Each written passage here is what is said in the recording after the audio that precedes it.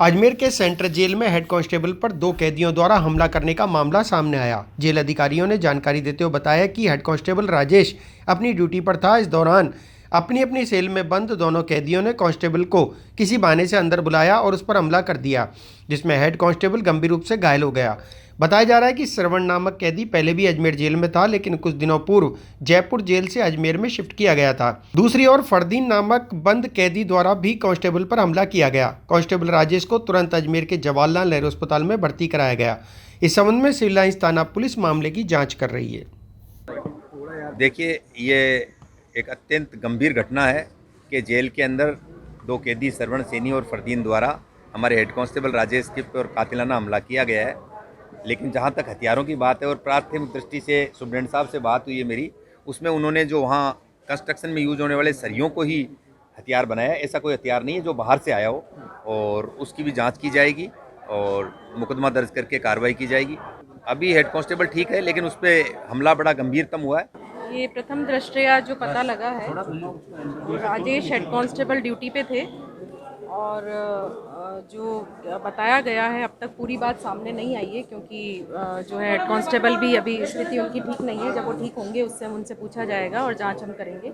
श्रवण सोनी और फरजंद उर्फ गांजा, इन 2 बंदियों ने मिलकर और इस पे हेड कांस्टेबल जो ऑन ड्यूटी हेड कांस्टेबल थे वहीं पे उन पे हमला किया। मैम, कौन कैदी हैं, किस मामले में बंद थे?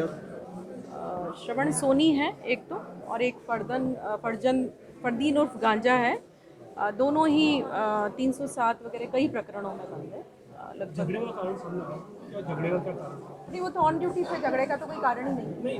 यदि बंदी ने हमला किया है तो कोई कारण अंदर बुला के, और जितना हम राजेश से बात कर पाए उससे इतना सा ही पता लगा है कि अंदर बुलाया था उन्होंने कोई टीवी खराब होने और बंद करने के बहाने। तो ये ऑन ड्यूटी थे, उस समय सेल्स में थे, दोनों बंदी अलग अलग सेल में थे।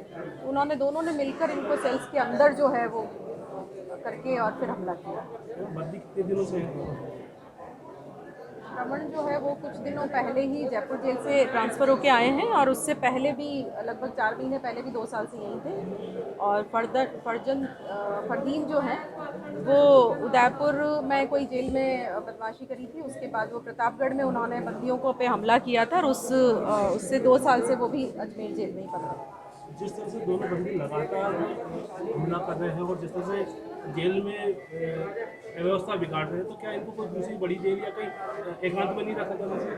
इसके लिए हमने प्रपोज कर रखा है। दोनों बंदियों के लिए हमने प्रपोजल ऑलरेडी भेज चुके हैं पहले। और बंदी को बताया जा रहा है कोई गंभीर बीमारी भी है जिससे संक्रमण फैलने की संभावना है, तो क्या उसे अलग से नहीं किया जाएगा? बिल्कुल सेपरेट एक ही सेल में, एक सेल में एक ही बंदी था। जो हाई सिक्योरिटी वार्ड है जेल के अंदर, उसके अंदर ये बंदी बंद थे दोनों। और जो राजेश जो है वो वहाँ पे ड्यूटी इंचार्ज की ड्यूटी पे।